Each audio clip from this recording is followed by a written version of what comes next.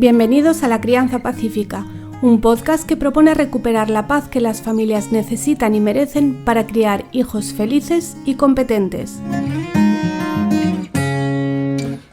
Soy Laura Mascaró y estoy convencida de que cambiando la crianza podemos cambiar el mundo, porque la reforma educativa empieza en tu casa. Este podcast es posible gracias a las personas que apoyan mi labor a través de la plataforma Patreon. Únete en patreon.com/Laura Mascaró y sigue La Crianza Pacífica todos los domingos en iVoox, iTunes, Facebook y YouTube.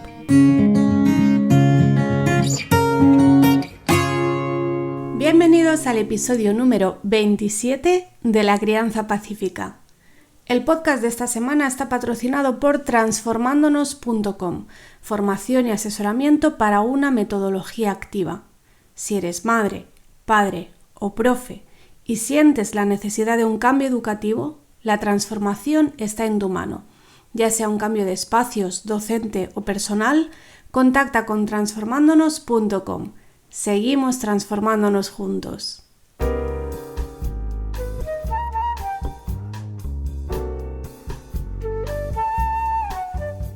Peleas entre hermanos. Hoy traigo un tema del que no tengo ni la más remota idea. Bueno, idea sí, lo que no tengo es experiencia. Pregunté en Instagram, ya sabéis que me gusta hacer encuestas en Instagram para tantear un poco los temas que os interesan, cómo os gustaría que los enfocara, qué opiniones y experiencias tenéis vosotros, porque todo eso enriquece al tema que tratemos. Y yo lo digo siempre, tengo una lista enorme de temas que quiero tratar en el podcast y voy haciendo pues a mi ritmo, uno cada semana. Son temas que a mí me interesan, son temas que conozco, son temas en los que tengo experiencia. Pero en Instagram, los sábados en Instagram respondo a vuestras preguntas. Muchas son de homeschooling, muchas son de crianza, pero también a veces hay de otros temas. Y hay un tema de crianza que sale todas las semanas, no es la misma persona, es que diferentes personas todas las semanas me preguntan cómo gestionar las peleas entre hermanos. Y yo nunca respondo porque yo como madre no tengo esa experiencia.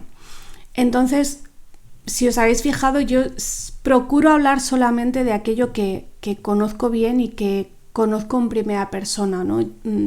Yo no es que me haya leído 50 libros de crianza y haya hecho 4 cursillos y entonces vengo y os cuento un refrito de todo eso, sino que hablo siempre desde mi experiencia.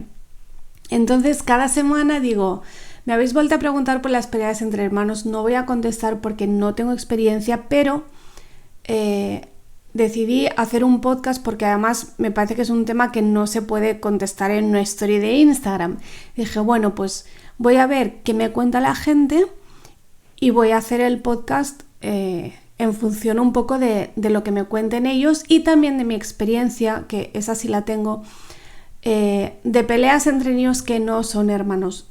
Y no me refiero tanto a mis hijos, que no han sido muy de pelear. Bueno, que con el pequeño ya veremos porque es muy pequeño, pero el mayor no solía meterse en problemas con otros niños. Pero yo sí, durante todo el tiempo que estudié en la universidad estuve trabajando con niños prácticamente todos los años. Fui monitora de comedor, monitora de biblioteca, hice talleres de diferentes temas, fui monitora en colonias. Entonces, sobre todo en los patios de colegio, sí me tocó gestionar muchas peleas y muchos conflictos. No todos son peleas, pero bueno, muchos conflictos entre niños. Y ahí sí apliqué básicamente el sentido común. Yo no tenía ninguna formación, o sea, cuando yo empecé a trabajar con niños no tenía formación y por supuesto no era madre porque tenía 18 o 19 años, no más. Entonces, esa experiencia creo que sí me sirve un poco para formarme mi opinión sobre lo que yo creo que haría si tuviera niños de edades más parecidas que pelearan entre ellos. Entonces, y ahí voy. Como siempre digo que no tengo experiencia en las peleas entre hermanos, me habéis preguntado que cuál es el truco, que cómo lo hago para que mis hijos no se peleen. Y no tengo ningún truco. La cosa es que mis hijos se llevan 10 años de edad. Uno tiene casi 3 y el otro tiene 13. Entonces sería bastante preocupante que hubiera peleas entre ellos, porque el de 13 ya está en plena adolescencia, ya es responsable, es consciente de las cosas, y el de 3 pues todavía es pequeñito, están en fases tan diferentes de la vida que no quieren lo mismo, no necesitan lo mismo, no tienen el mismo grado de entendimiento. Entonces lo raro sería y lo preocupante sería que pelearan entre ellos. Pero cuando digo que mis hijos no pelean, no es porque haya encontrado la piedra filosofal contra las peleas entre hermanos. O sea, creo que todos los que tienen hermanos de edades más o menos parecidas van a encontrarse con peleas y con conflictos, que eso es lo normal, y que eso es bueno también para que ellos aprendan cómo gestionar esas situaciones. Primero lo aprendes en casa y luego lo puedes aplicar fuera de casa cuando te encuentras en una situación parecida. Antes de entrar en el tema, te voy a pedir que pauses un momento el podcast, hagas un pantallazo y lo compartas en Instagram. Me puedes etiquetar como laurecas78 con K, con S y el 78 obviamente en números, porque me encanta ver dónde, en qué plataforma y cuándo escucháis el podcast. Bueno, el caso es que pregunté en Instagram y a mí, leyendo las respuestas, que hubo muchísimas, o sea, creo que es la primera vez que recibo tantísimas respuestas, no pude ni contestarlas ni compartirlas todas, pero sí que las leí todas. Lo que pasa es que leyéndolas me venían muchas más preguntas. O sea, mi idea era, bueno, como yo no tengo experiencia, pregunto, veo lo que me dice la gente y podré sacar más o menos conclusiones de cómo lo hace la gente, de qué funciona y qué no funciona. Pero para nada, o sea, había respuestas bastante dispares, y luego en las respuestas más repetidas, porque sí hubo algunas que fueron muy repetidas, que casi todo el mundo decía lo mismo, pero a mí me surgían muchísimas preguntas. También es cierto que en Instagram uno no se puede explayar y que luego realmente la respuesta más acertada siempre va a ser depende, porque depende de la situación, depende del momento, depende del contexto, depende de las circunstancias de esos niños en concreto. Entonces, sí, la respuesta normalmente va a ser depende, y en Instagram pues no lo puedes explicar, ¿no? Decir, bueno, si veo que pasa esto, actúo de esta manera, si veo que pasa lo otro, actúo de esa otra. Es una respuesta mucho más genérica. Pero bueno, yo aprovecho para compartir algunas de estas respuestas, comentar las preguntas que a mí me surjan. Al final de este episodio voy a comentar la respuesta que a mí más me gustó, que es la que creo que es más completa y la que se ajusta más también a mi forma de verlo, a como yo lo hacía con esos niños del colegio y de los talleres, y a como creo que lo haría si fueran mis hijos. Entonces, yo voy a lanzar esto. En este podcast no voy a dar ningún consejo, sino que voy a lanzar más preguntas que espero que os sirvan para reflexionar, a lo mejor para hablarlo con vuestras parejas o con otras personas con las que habléis de crianza, y tratar de pulir un poco más las estrategias para este tema. Se habló mucho de no intervenir. De hecho, la primera pregunta era si crees que las peleas entre hermanos son cosas de niños y no hay que intervenir. Y mucha gente dijo que...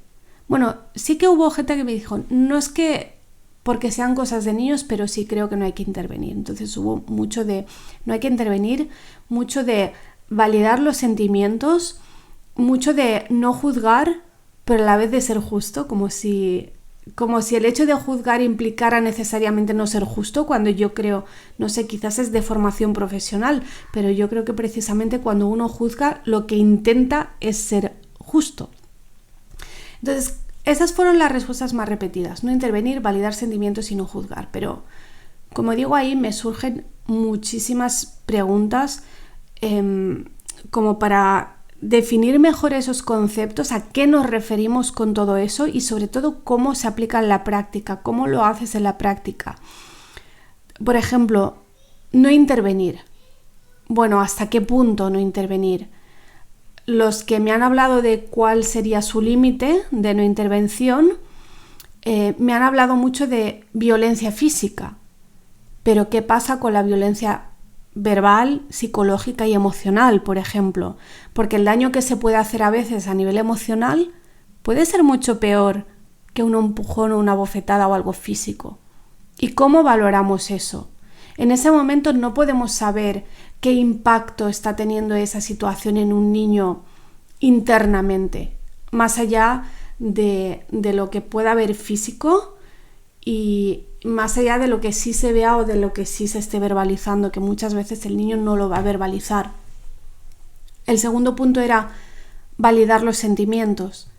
Me parece muy adecuado y muy necesario, pero me gustaría saber qué entiende cada uno por validar los sentimientos y sobre todo cómo lo hace. Pienso que a veces en este tema de la crianza nos agarramos un poco a las palabras, a ciertos conceptos que suenan muy bonitos, pero nos falta bajar un poco a la tierra y ir a lo práctico. De acuerdo, tú quieres validar los sentimientos, pero ¿cómo lo haces? Supongamos que el niño siente rabia o incluso odio hacia su hermano en ese momento. Bien, validamos ese sentimiento y le decimos ¿qué exactamente? ¿Que está bien sentir odio? ¿Que está bien odiar al hermano? Es decir, ¿cómo le enseñamos que una cosa es esa emoción que siente en ese momento y otra cosa es qué vamos a hacer con esa emoción? ¿Cómo actuamos? ¿Cómo hablamos? Y sobre todo, y aquí enlazo con la tercera respuesta más repetida, que es la de no juzgar, ¿cómo validas esa emoción sin justificar la acción que lleva aparejada, si es que lleva una acción aparejada, que probablemente sí? Quiero decir, que se habla mucho de no tomar partido, pero realmente hay cosas que están mal. Y no importa la situación, ni el contexto, ni la emoción que lo haya provocado. Pegarle a otra persona está mal. Quitarle las cosas que está usando está mal. No importa que eso haya sido provocado por la ira o por la venganza o por ninguna de esas emociones que pretendemos validar. Puedes validar el sentimiento, pero también le tienes que dejar claro que ese comportamiento no ha sido correcto, que no es aceptable, que esa emoción no va a justificar nunca un comportamiento que no es correcto. El fin nunca justifica los medios. La emoción nunca justifica la acción. No puedes justificar una acción incorrecta solo porque estés pretendiendo validar el sentimiento. Entonces, ¿cómo validas el sentimiento? ¿Dónde pones los límites? ¿Cuál es la diferencia entre validar el sentimiento y validar todo lo que éste trae aparejado? ¿Cómo haces eso en la práctica? Para mí, eso es algo que ha faltado en la mayoría de las respuestas. Diferenciar entre la emoción, vale, quieres ser justo en el sentido de no quieres tomar partido, pero ¿qué pasa cuando realmente hay alguien que está actuando mal? ¿Qué pasa cuando realmente uno tiene la razón y el otro no la tiene? Que nos centramos mucho en ese validar sentimientos y en no tomar partido, como si fuera importantísimo no tomar partido, pero veámoslo desde la perspectiva del niño. En la vida hay pocas cosas más descorazonadoras que descubrir que nadie te va a defender cuando tienes la razón y cuando estás siendo atacado. Y si no te defienden tus padres, ¿quién lo va a hacer? ¿Y en quién vas a confiar? En ese sentido me gustó mucho la respuesta de mi amiga Inara, que os la voy a leer. Ella además tiene 2 hijos que son mellizos, con lo cual pues tienen exactamente la misma edad y probablemente es en la situación en la que se den más veces la circunstancia de que quieran lo mismo, por ejemplo, ¿no? Entonces ella decía, normalmente pelean porque se quitan juguetes. O sea, primero ha detectado cuál es la situación que suele provocar esa pelea. Eso ya es un punto a favor. Y luego sigue, les digo que tienen que negociar. Entonces, esto me gusta porque es como un punto intermedio entre, no es no intervenir en absoluto, como si no me estuviera enterando de lo que está pasando. Sí intervengo y les digo que tienen que negociar y además les propongo una solución, que es la negociación. No lo dejo completamente en manos de ellos, porque, vamos a ver, los niños no tienen esas herramientas para resolver conflictos. Muchos adultos tampoco tienen herramientas para resolver conflictos y pretendemos que no hay que intervenir nunca en absoluto porque lo tienen que resolver ellos. ¿Con qué herramientas? No tienen experiencia, no saben cómo hacerlo. Y además les embargan las emociones. En el niño pequeño todo es emoción y todas las emociones son desbordantes, son enormes. Entonces aquí me gusta porque sí interviene en el sentido de que el niño sepa o los niños sepan que veo lo que está pasando, veo que hay un conflicto y propone una solución, que les digo que tienen que negociar. Y luego da otra vuelta de tuerca. Dice, les intento enseñar a dialogar y negociar. Porque obviamente los niños no saben, no tienen por qué saber, muchos adultos tampoco saben. Y dice, pero si la pelea es más fuerte, entonces ahí detecta unos límites, doy la razón a quien la tiene, aunque también explico los motivos del otro para comportarse así. Para mí es importante reconocer a quien está en lo correcto. Y esa me parece la clave. Porque yo noto que las respuestas que recibí en Instagram eran como muy tajantes y muy en un extremo. Casi todos en el sentido de no intervenir. Es algo que tienen que resolver entre ellos. Bien, ¿cómo lo van a resolver si no tienen experiencia y no tienen herramientas para hacerlo? Y luego Ainara seguía y decía, porque claro, primero ha dicho, doy la razón a quien la tiene, pero también explico los motivos del otro para comportarse así. Esa es la validación del sentimiento. El otro no tiene la razón, ha hecho algo que no está bien, pero tenía un motivo para hacerlo. Desde su perspectiva había un motivo que también hay que tratar de entender, aunque no justificar. Y luego sigue, dice, también respeto mucho si alguien no quiere jugar, compartir, dar algo. Tampoco quito juguetes a la fuerza, aunque sean del otro. Les digo a la fuerza no, pídeselo bien. Y si no acceden, les digo entonces tienes que negociar. Suele funcionar. Y cuando se ponen ofensivos, pregunto, ¿cómo crees que se siente tu hermano cuando le dices eso? Y suelen entenderlo bastante bien. Entonces me gusta mucho este proceso porque en cierta forma es como que atiende a los dos, busca realmente la resolución del conflicto, busca una solución y hace que los niños sean partícipes de esa solución, pero al mismo tiempo les enseña que hay cosas que están bien y hay cosas que están mal, que a veces se tiene la razón y a veces no se tiene la razón. Y eso es algo muy importante. Como también menciona otro tema que para mí es clave en la crianza, que es la importancia de no obligar a compartir y de no quitar las cosas a la fuerza. Pero sobre todo el tema de no obligar a compartir es que a veces pedimos a los niños cosas que nosotros mismos no estamos dispuestos a hacer. Y yo siempre pongo el mismo ejemplo. Si a mí viene un adulto al que no conozco, al que conozco poco, o incluso aunque lo conozca, y me pide las llaves de mi casa o me pide las llaves de mi coche, yo no se lo voy a dejar solo porque hay que compartir. Pues el juguete del niño para el niño tiene tanta importancia o más que mi casa para mí o que mi coche para mí. Tomo nota para hacer un podcast sobre el tema de compartir, si os parece. Ya me diréis a ver si os interesa el tema, porque además es un tema que muchos padres parecen tenerlo muy claro en la teoría, pero luego te vas al parque y esos padres que tú les has visto en Facebook o que tienen un blog y les has leído sobre el tema de no obligar a compartir, luego los ves en el parque. Ahí, o sea, luego bajamos al barro y las cosas no son tan fáciles ni tan claras. Y muchas veces la tendencia que tenemos es de intentar convencer al niño de que comparta o directamente compartir nosotros como si fuera nuestro el juguete.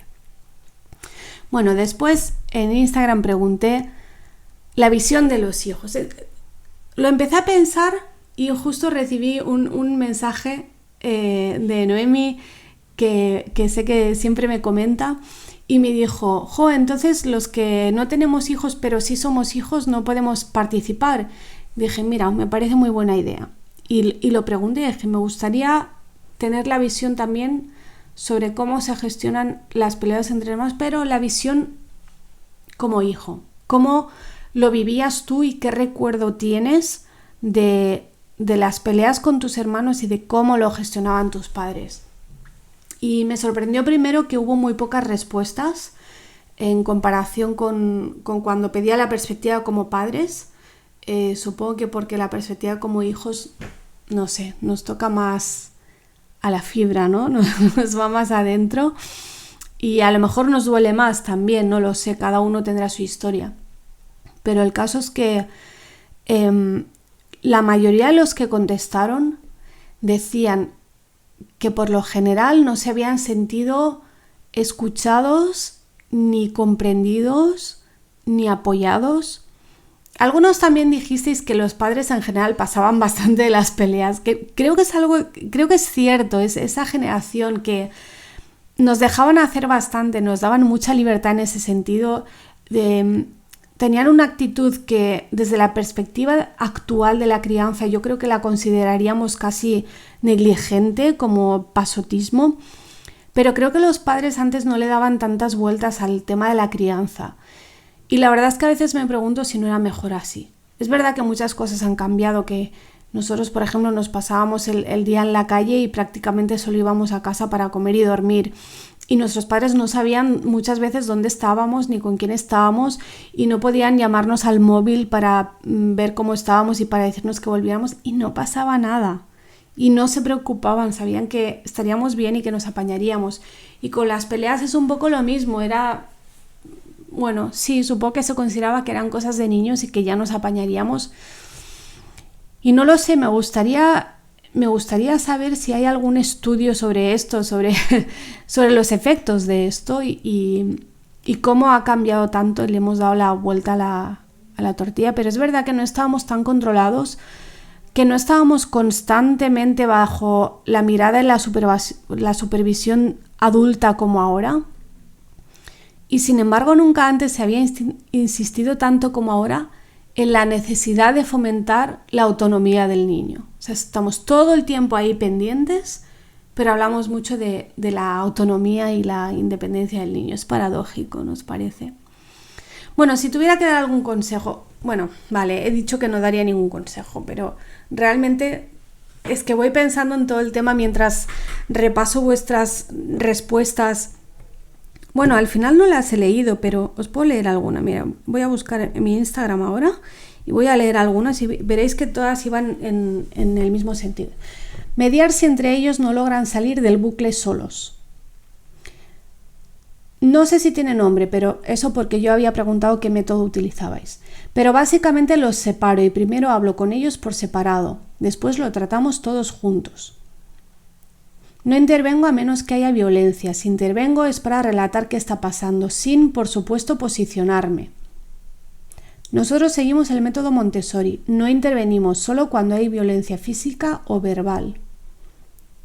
Pues me acerco a ellos y me explican qué ha pasado, entonces lo solucionamos.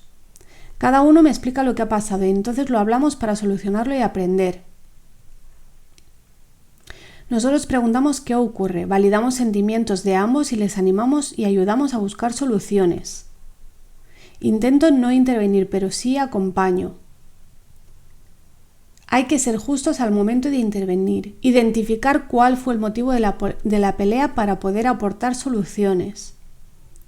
Ser justos. Hay padres que favorecen al chico aunque haya sido este el gestor de la situación que generó. A mí esta respuesta me dejó loca. De verdad hay padres que favorecen al chico antes que a la chica. Yo creía que esto ya no pasaba. De hecho, en mi casa nunca pasó y tenemos 40 años, mi hermano y yo. No intervenir. Únicamente si se van a hacer daño, de verdad me pondría en medio. Validar a todas las partes, dándoles su sitio a todos con amor, paciencia y empatía. Diría que la escucha y el sentido común, lo que viene siendo la convivencia. Muy cierto. Nunca dar por sentado que es cosas de niños ni que el motivo de uno es más importante que el de otro. Relativizar, respirar y a veces no meterse. Empatía, acompañar y estar cerca por si nos necesitan. Hay que acompañarlos y estar pendientes. Hacer de mediador sin evitar el proceso que estén llevando ellos, aunque sea violento. Cuanto menos intervengas, más livianas se vuelven. Bueno, todas iban un poco en el mismo sentido, preguntar qué ha pasado y no intervenir y validar sentimientos y todo eso que hemos comentado. Entonces, si yo te hubiera que dar algún consejo sobre por dónde empezar, diría lo mismo que con las rabietas. No sé si habéis visto mi vídeo sobre las rabietas que está en YouTube, pero básicamente el consejo es busca patrones. Es decir, busca cuál es el origen recurrente de las peleas. Puede haber peleas que sean cosa de un día, una cosa excepcional, pero muchas veces el motivo es recurrente. Es cuando están cansados, es cuando no han dormido bien, es cuando tienen hambre. Suelen pelear por los mismos motivos habitualmente, porque quieren los mismos juguetes o decidir quién elige la película. Pelean cuando tú no estás presente. Eso yo lo he visto mucho en las asesorías que he hecho. Yo hago asesorías con familias que quieren aprender a ver la educación de otra manera. Al principio eran asesorías solo para homeschoolers, pero ahora ya es para todo tipo de familias.